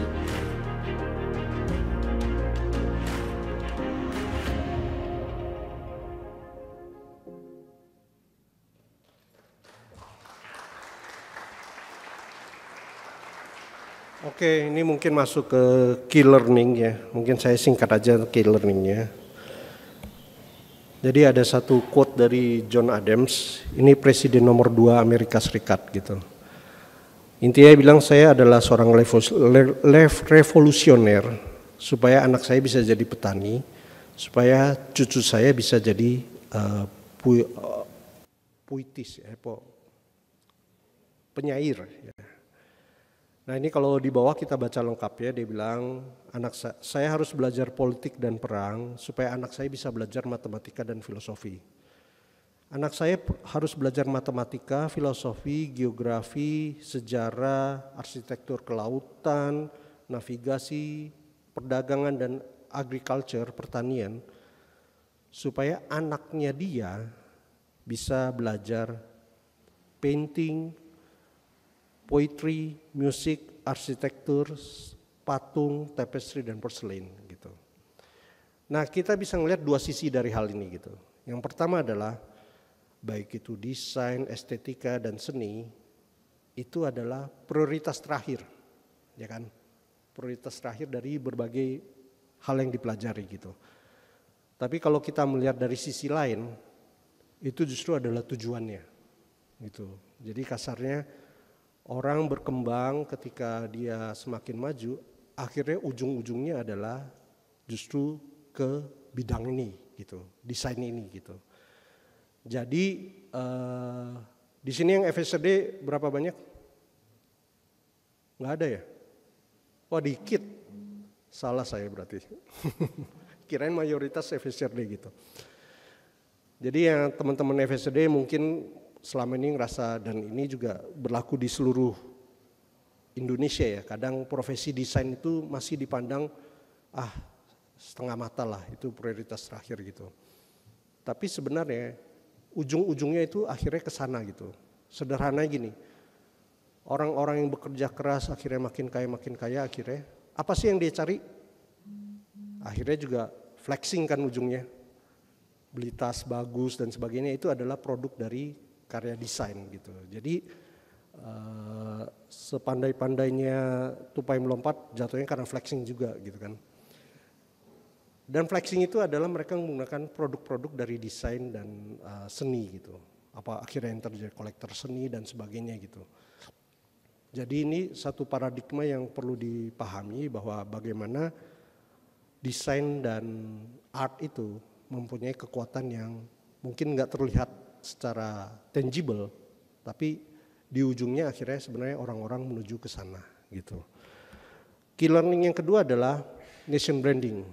Terus terang saya kasih tanda tanya, karena memang sampai saat ini di Indonesia itu kita belum ada satu strategi besar nation branding seperti apa, appeal apa yang mau ditampilkan gitu, dan badan mana yang berkuasa atau mempunyai otoritas di situ gitu. Itu yang belum pernah ada. Selama ini kalau saya pribadi ketika terlibat dalam proyek-proyek ini adalah saya mengacunya adalah Indonesia Maju. Indonesia Maju sebagai core dari nation branding yang mau kita tuju. Tapi sebenarnya officially itu mungkin belum pernah secara clear terjelaskan gitu. Tapi juga mungkin teman-teman merasa kadang banyak suara-suara netizen yang bilang wah pemerintah sekarang gimana dan sebagainya gitu kan. Banyak kekurangan dan sebagainya gitu. Kalau saya lihat sebenarnya ya itu memang ada. Pengalaman saya di Asian Games itu di belakang layar itu banyak quote unquote pertempuran yang harus terjadi gitu. Kadang ada tiba-tiba vendor ajaib yang bisa menang dan sebagainya, itu akhirnya kita ada skema yang istilahnya adalah clearing house. Jadi kita kayak sidang, kita argumentasi, meja panjang, paling ujung Pak Erick Thohir sebagai ketua Inasgok, banyak jenderal-jenderal juga dari BPK, BPKP dan sebagainya. Kita saling berargumentasi untuk bisa benar-benar yang profesional yang memenangkan proyek itu gitu. Dan itu pertempuran di belakang layar yang cukup berat, mungkin di luar orang tidak tahu, tapi setiap hal bagus yang dilakukan oleh pemerintah itu sebenarnya hasil dari perjuangan yang sangat berat gitu. Jadi mungkin kalau yang nggak tahu akan banyak, wah ini harusnya gini, harusnya ini. Orang Indonesia paling jago ngomong harusnya. Semua orang, wah harusnya ini. Kadang kalau kita terlibat dalam suatu proyek kita juga dalam hati, iya gue tahu gitu. Emang harusnya gini, tapi untuk mencapai ini kadang kita harus kesini dulu gitu. Dan satu hal juga adalah mungkin yang kita belum sadari, ini saya kemarin share juga di Kongres P3I. Indonesia itu satu-satunya negara yang menggunakan kata lain dan lain-lain di deklarasi kemerdekaannya. Pengalihan kekuasaan dan lain-lain dilakukan dalam tempo sesingkat-singkatnya. Ini ada satu buku, Elizabeth Pisani, Indonesia etc. Karena menurut dia sampai detik ini dan lain-lain itu masih kita bereskan.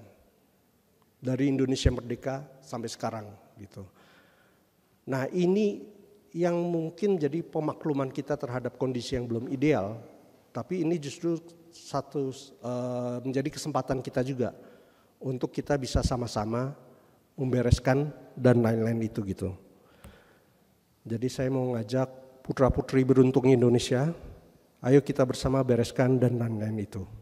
Demi Tuhan, bangsa dan alma mater. Terima kasih.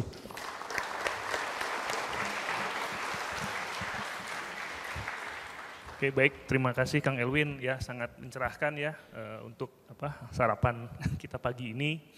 Baik, ada beberapa key points juga yang kelihatannya juga bisa kita ambil ya, tapi sebelum saya simpulkan kita masih ada waktu, ini mungkin nggak seru kalau tidak ada diskusi ya, makanya kita buka ya, mungkin termin pertama 3 penanya dulu, mungkin silahkan. Yang dari online ya, dari Zoom ataupun dari YouTube juga silahkan kalau ada pertanyaan bisa melalui chat atau lewat kolom komentar. Baik, mungkin yang hadir di sini mungkin silahkan siapa yang mau bertanya nih. Tadi kan pesannya Pak Wijaya dimanfaatkan ya, dimanfaatkan itu juga dengan silahkan menggali beragam hal yang mungkin teman-teman penasaran ya, ingin tahu seperti itu. Oke, ada enggak? Ayo mahasiswa ITB harus kritis. Tadi ya, mahasiswa yang beruntung itu harus kritis ya. Ayo, ada enggak? Oke, Pak Nanan kalau di itu ada, belum ada juga. Oke, mungkin sambil menunggu ya teman-teman, mungkin ada pertanyaan, mungkin lagi dielaborasi ingin nanya apa. Oke, tadi saya lihat tadi salah satu poin dari branding itu kan ke perasaan ya, ke feeling gitu. Dan kalau yang saya juga tadi lihat gitu bahwa sebenarnya untuk national branding ini kan sasarannya nggak cuman keluar ya, bagaimana Indonesia dilihat oleh masyarakat luar, tapi terutama saya tadi paling terasa waktu momen Asian Games ya, tadi waktu Kang Elwin memperlihatkan video awal ya, waktu keluar bawa bendera itu, lalu olahragawan itu kemudian bertanding, itu saya agak agak terharu gitu, karena disitulah saya melihat bahwa Indonesia itu memang hebat ya, karena kita bisa menyelenggarakan sebuah event yang luar biasa, apalagi tadi Kang Elwin membuka dengan ada semacam motion ya dari masyarakat yang hadir di acara-acara Asian Games tadi begitu. Siapa kita? Indonesia. Itu kan satu momen yang buat saya itu mengharukan ya, karena disitulah kita jadi bangga gitu bahwa kita itu orang Indonesia. Ini suara saya jadi bergetar ya karena jadi good memory waktu itu. Nah, waktu itu jadi apakah memang waktu tim dari Asian Games ini waktu itu juga artinya tadi feeling itu juga nggak hanya keluar tapi juga harus masuk ke dalam gitu. Jadi artinya ini kan kesempatan juga ya, tidak hanya mengenalkan Indonesia tapi membangkitkan kecintaan gitu, bahwa kebanggaan kita sebagai masyarakat Indonesia. Mungkin gimana itu Kang waktu itu? Iya, memang terus terang tim kita juga itu waktu masuk bergabung itu bisa dibilang ini merah putih lah gitu. Ini waktu saya diajak juga saya berpikirnya ini memang merah putih dan once in a lifetime. Jadi Asian Games terakhir di Indonesia itu tahun 62. Kemarin 2018. Kalau mau dihitung lagi mungkin yang Asian Games berikutnya saya juga udah nggak ada mungkin gitu. Jadi benar-benar once in a lifetime, dan tim yang juga terlibat tuh semua berjibaku. Itu kita tadinya pertama saya bilang part time lah Win, bisa gitu. Akhirnya kenyataannya nggak bisa gitu. Celsius saya tinggal itu dalam hampir 1 tahun lebih, balik-balik, waduh kondisi keuangannya kok babak belur gitu, tapi ya itu konsekuensi yang harus dilakukan gitu. Jadi secara komersil itu terus terang memang tidak inilah gitu. Tapi spiritnya saya rasakan memang sangat tinggi sih gitu. Jadi kayak kita ngerasain juga, terutama karena mungkin setelah opening ceremony ya yang sangat dahsyat dari timnya Pak Wisnu Tama, animo itu benar-benar naik banget gitu. Karena di luar ekspektasi bahwa Indonesia bisa kayak gitu. Dan merchandise yang tadinya kita jual di toko-toko nggak laku, udah langsung bahkan heboh tuh. Toko merchandise itu buka pagi langsung masanya masuk beli boneka-boneka itu gitu. Dan kita ngerasain banget gitu. Setiap kalau ada pertandingan yang bendera Indonesia naik, itu orang-orang nangis gitu. Waktu nyanyiin lagu Indonesia Raya gitu. Jadi memang akhirnya itu sesuatu yang taken for granted kan. Kita bangga menjadi orang Indonesia itu quote unquote jarang lah gitu. Dan olahraga itu salah satu media di mana kita bisa bersatu dari semua perbedaan yang ada gitu. Jadi memang itu salah satu yang kita angkat gitu dari komunikasi Asian Games gitu.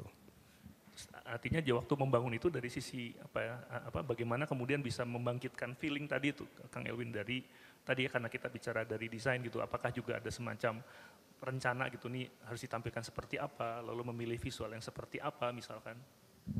Ya kalau desain memang kita karena emang targetnya macam-macam ya. Ini saya tampilkan cuma sebagian, ada juga kita campaign yang kesadaran masyarakat, good host city, buang sampah, ngantri dan sebagainya itu juga kita bikin campaign khusus gitu. Nah untuk nasionalisme kita juga salah satu yang kita angkat gitu. Ada beberapa billboard yang tidak saya tampilkan itu khusus mengangkat itu gitu.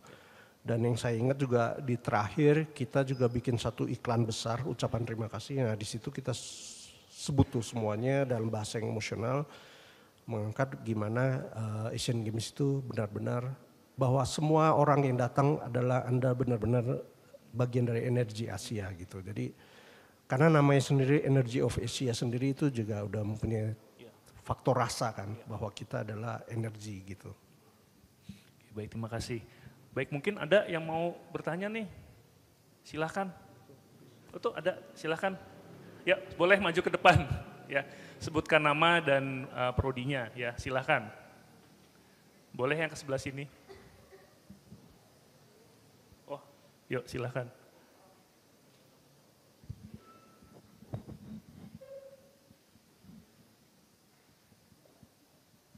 Ini mahasiswa saya. Selamat pagi Pak Elwin, dosen lain dan teman-teman. Jadi perkenalkan, nama saya Gwyneth Evelyn dari DKV 20. Saya ada satu pertanyaan. Kira-kira dari Bapak Elwin sendiri kan tadi saya perhatiin juga beberapa proyeknya kayak logo Asian Games, terus tadi juga ada lihat logo BUMN dan lain-lain.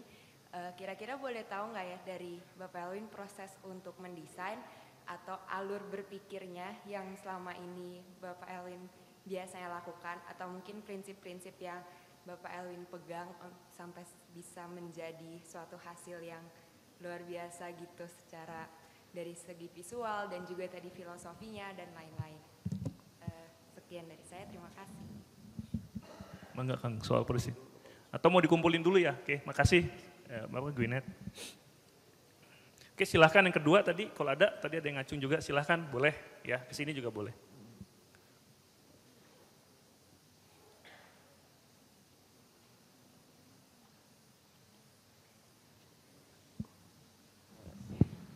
Halo, selamat pagi Pak Elwin.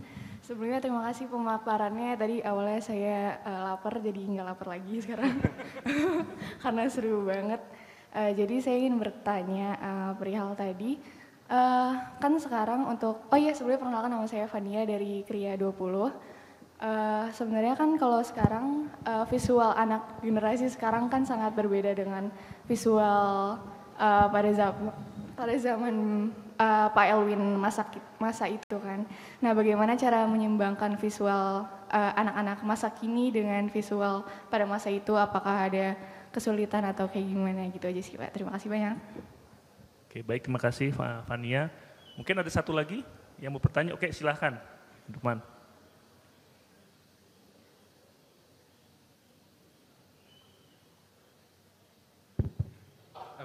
Ya, selamat pagi semuanya. Perkenalkan, nama saya Reksi dari Teknik Informatika. Sebelumnya saya mau ucapkan terima kasih untuk Pak Elwin untuk pemaparannya tadi. Jadi pertanyaan saya itu, tadi kan dari pemaparannya tadi yang dibawakan itu adalah event-event besar itu, mulai dari Asian Games, Dubai Expo, dan G20 gitu.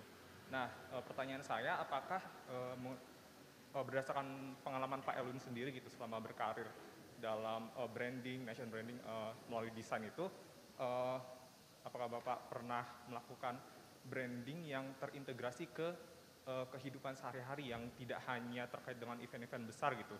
Misalnya tadi mungkin contohnya semacam social engineering dengan mengajak konten kreator berkolaborasi, membuat konten-konten, itu kan salah satu upaya branding juga.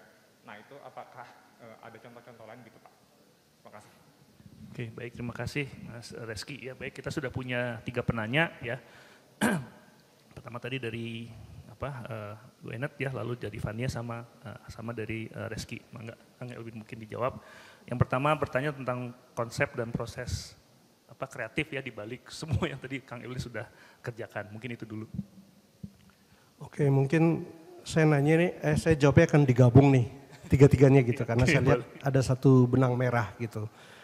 Jadi background saya kan dari DKV, jadi kalau di profesi DKV ini, kalau menurut saya memang ada agak 2 kutub nih, graphic design dan advertising gitu. Nah orang graphic design itu biasanya memang sangat kuat di branding, bahasa visual, sementara advertising itu bahasa konsumen ya, bahasa insight dan sebagainya gitu. Nah kebetulan ini karena saya di Celsius ini kita nggak mengkutub kedua ini, akhirnya kita satukan kedua disiplin itu gitu. Jadi ketika tadi ditanya Gwyneth prosesnya, sebenarnya prosesnya itu basicnya sama apa yang diajarkan oleh DKV ITB, disiplin-disiplinnya itu sebenarnya sama gitu. Tapi mungkin yang diperkaya lagi adalah insight dari konsumen gitu. Jadi tadi pertanyaan kedua dari siapa ya? Fania. Fania ya. Untuk masa kini dan sebagainya itu karena orang iklan itu selalu ngikutin apa yang terjadi masa kini gitu. Jadi kalau kita belajar tentang Kertanegara misalnya, itu kan dari prasasti ya. Prasasti itu artefak-artefak budaya gitu. Jadi dari artefak budaya kita tahu apa yang terjadi di zaman itu gitu. Nah, iklan itu menurut saya juga adalah satu artefak budaya. Apa yang terjadi di masyarakat itulah yang muncul di iklan gitu. Jadi kalau 1000 tahun lagi orang mau mempelajari apa yang terjadi di zaman ini, dia bisa mempelajari dari iklan itu gitu. Jadi memang kalau namanya orang iklan udah pasti selalu berusaha up to date dengan apa yang terjadi di masyarakat gitu. Jadi tadi pertanyaan Fania mengarah ke sana gitu. Nah kalau pertanyaan terakhir dari Reski ya. Reski memang karena hari ini memang kita temanya nation branding, memang lebih banyak yang saya share di ini gitu. Tapi kalau pekerjaan sehari-hari saya ya sebagai brand agency, memang banyak kegiatan-kegiatan yang memang engaging ke sosial ini gitu. Karena memang semua brand juga sekarang udah lagi bukan zamannya ini iklan berjalan satu arah gitu. Karena memang kondisi sekarang dengan web 2.0 bahkan web 3.0 akhirnya sebuah ide, suatu message itu adalah akhirnya menjadi trigger aja. Karena apa yang muncul secara organik itu yang akan menjadi amplifikasinya gitu. Jadi akhirnya yang kita pikirin ini bukan lagi sebuah ide yang jadi barang jadi gitu. Komunikasi bukan sesuatu yang barang jadi, tapi selalu kita lempar bola tanggung. Bola tanggung yang minta di-smash oleh netizen yang maha benar gitu. Jadi itu sih mindset yang banyak dilakukan di dunia periklanan sekarang gitu. Jadi bukan suatu produk yang udah komprehensif, kadang memang kita bikin suatu pancingan-pancingan.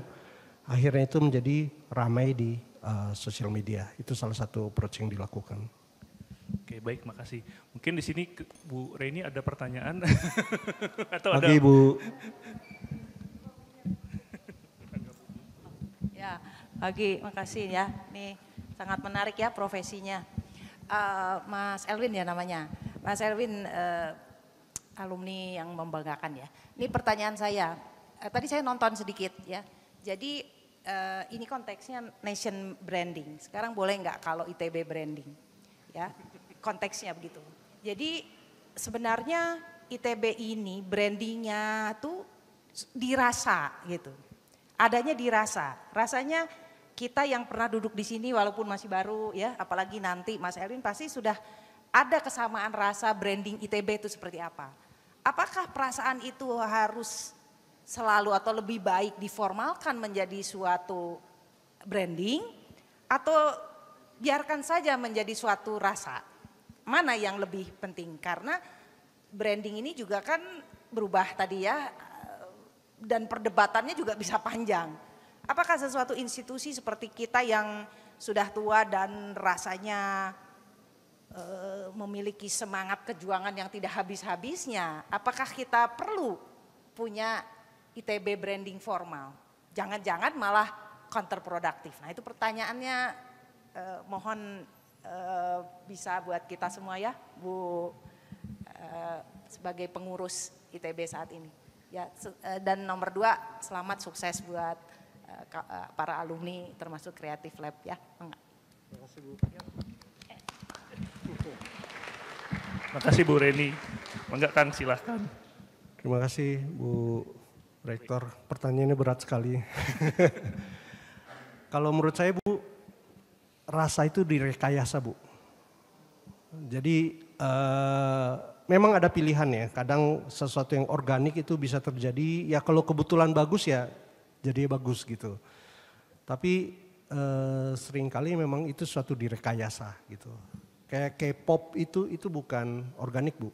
Misalnya gitu ya. Itu adalah inisiatif yang dilakukan oleh pemerintah Korea. Dia training, dia undang ini dari luar untuk melakukan itu gitu. Jadi menurut saya ITB perlu direkayasa sih, karena terlalu riskan juga kalau memang kita biarkan aja organik gitu, karena dinamikanya kan bisa jadi sangat tergantung dari orang-orang yang kebetulan memegang posisi dan sebagainya gitu. Jadi saya rasa ITB idealnya mendefine lagi gitu, positioningnya apa gitu, apakah sebagai institusi akademik yang mazhabnya kemana lah gitu, apakah formal dan sebagainya atau justru egaliter atau ya humanis dan sebagainya gitu. Karena saya pernah ngobrol ya nggak tahu ntar kalau ada anak kampus lain yang lihat mungkin bisa sensi gitu ya. Jadi kebetulan iya saya pernah ada anak Unpad itu curhat ke saya gitu. Anak ITB itu jelas karakternya gitu kan. Ya sombong, pintar gitu. UGM jelas merakyat gitu kan. Selalu apa-apa merakyat gitu. UI urban gitu kan. Urban, quote-unquote bourgeois lah gitu. Pintar gitu. Dia ngerasa Unpad nggak ada karakternya gitu. Unpad apa gitu. Nah sebenarnya itu yang organik terjadi kan gitu. Nah organiknya ini adalah modal gitu. Modal yang ada gimana kita cari rekayasa rasa itu yang idealnya bagaimana gitu. Tapi ininya jangan lari dari rootnya gitu. Ini yang rootnya yang ada kita coba define apa. Dan itu yang coba dipoles jadi integrated gitu. Dari visual, dari cara sapa menyapa orang, dari admission dan sebagainya itu menjadi satu integrated gitu. Mungkin itu sih Bu. Baik, terima kasih. Ini saya dapat informasi, ini ada satu pertanyaan terakhir nih Kang Elwin ya, ini dari internet ya, dari daring. Selamat siang Pak, perkenalkan saya Veronica Teresia dari Program Studi Astronomi. Terima kasih atas penjelasannya, materi yang sangat menarik dan informatif. Saya ingin bertanya, bagaimana caranya kita membuat branding negara Indonesia di mana Indonesia sendiri memiliki banyak suku dan ras sehingga memiliki banyak sekali keunikan. Bagaimana cara merangkum semua keunikan tersebut tanpa daerah yang lain merasa ditinggalkan. Contohnya seperti sekarang, banyak yang merasa bahwa beberapa branding Indonesia terkesan Jawa sentris. Apa yang bisa kita lakukan agar branding Indonesia dapat mencakup seluruh keunikan dari daerah Indonesia? Terima kasih. Ini juga sama-sama berat ya pertanyaannya. Iya. Ya memang Jawa sentris itu sering jadi itu ya. Tapi memang satu hal sih, kekuatan Indonesia itu dari keberagamannya. Gitu. Itu yang menjadi dasar lah gitu. Saya pernah dengar ada kata konon profesor dari Jerman nyebutnya itu gitu. Kekuatan Indonesia adalah terletak pada keberagamannya. Satu-satunya jalan melemahkannya adalah dengan menyeragamkannya gitu. Jadi ini yang harus kita sadari gitu, bahwa keberagaman itu justru adalah kekuatan kita gitu. Nah, mengenai branding, justru branding kita bergerak dari keberagaman itu gitu, bukan berarti kita seragamkan gitu. Jawa sentris kadang ya saya juga nggak terlalu setuju juga gitu, karena memang pada faktanya kan memang yang prominent kan memang Jawa gitu, tapi juga ada suku-suku lain yang juga ikon-ikon visualnya juga sering digunakan gitu. Jadi terutama sekarang acara-acara pemerintah itu bisa dibilang selalu melibatkan Papua gitu sebagai representasi dari Indonesia Timur gitu. Jadi itu keberagaman itu juga salah satu yang kita sadari sih gitu. Oke, baik, terima kasih. Dengan ini sesi diskusinya kita bisa akhiri ya.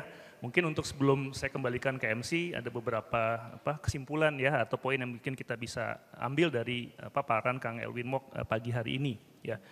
Dari catatan saya yang pertama adalah penting bagi kita untuk bisa mengenali nilai keunggulan dari Indonesia ya, tadi banyak sekali contohnya yang sudah disampaikan, mungkin belum semua ya, mungkin menjadi tugas kita bersama ya untuk sebenarnya nilai-nilai kelebihan atau keunggulan Indonesia itu ada di apa saja ya. Lalu yang poin kedua adalah kolaborasi ya, dari tadi kita bisa lihat bahwa hal-hal yang dilaksanakan atau dikerjakan oleh Kang Elwin dengan tim itu selalu penuh dengan kolaborasi dan itu kita bisa lihat lintas disiplin ya, banyak sekali yang terlibat, bahkan di sini juga melibatkan yang sifatnya eksternal, jadi tidak hanya teman-teman dari Indonesia tapi juga dari negara-negara lain. Artinya di sini kesempatan bagi teman-teman ya untuk tidak hanya aktif di prodinya sendiri ya, tapi juga mungkin harus mulai bergaul dengan teman-teman dari fakultas dan sekolah yang lain.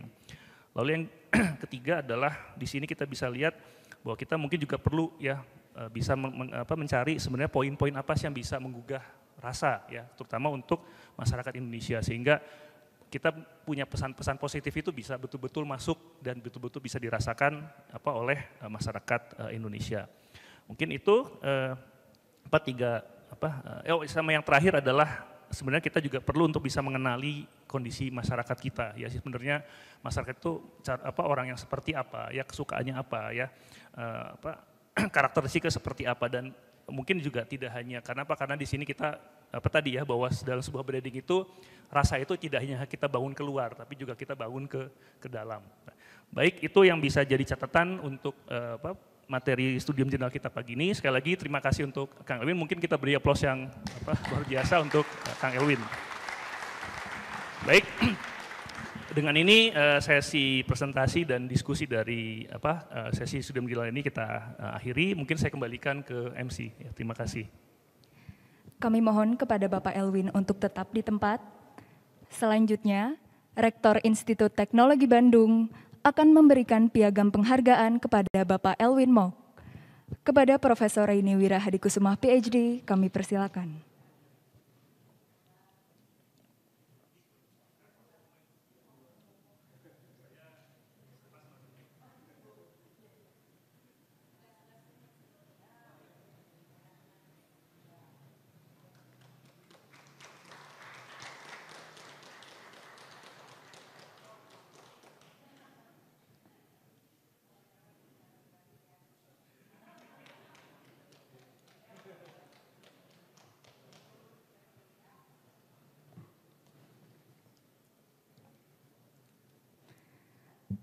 Baiklah hadirin, dengan demikian Studium Generale pada hari ini telah selesai.